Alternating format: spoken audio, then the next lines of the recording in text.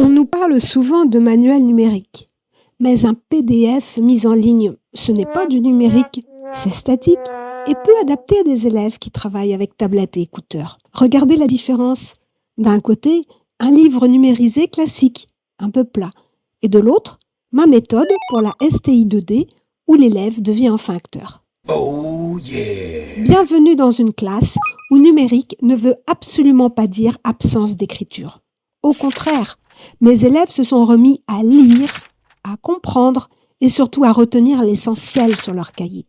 Le support numérique ne remplace pas le papier, il le guide et lui redonne du sens. Ici, chaque élève avance à son propre rythme.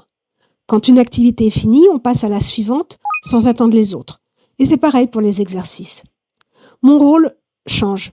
Je passe mon temps à circuler, à m'asseoir à côté d'eux pour refaire un calcul ou réexpliquer une étape.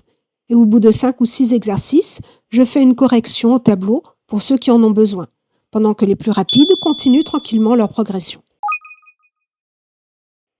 Pour accéder au hub, le cœur du chapitre, ils doivent s'impliquer en trouvant des mots de passe cachés. Une fois dedans, ils ont accès à tout, y compris ma botte secrète, la playlist des TP. Chaque manipulation est d'abord réalisée en classe, puis je la filme et je la dépose dans le Geniali. Ils peuvent revoir un branchement, vérifier une mesure ou réécouter une explication autant de fois qu'ils en ont besoin. Pour les révisions du bac, c'est une ressource inestimable, accessible en un clic. Le résultat ? Des élèves moins stressés, plus performants, la STI 2D maîtrisée à leur rythme.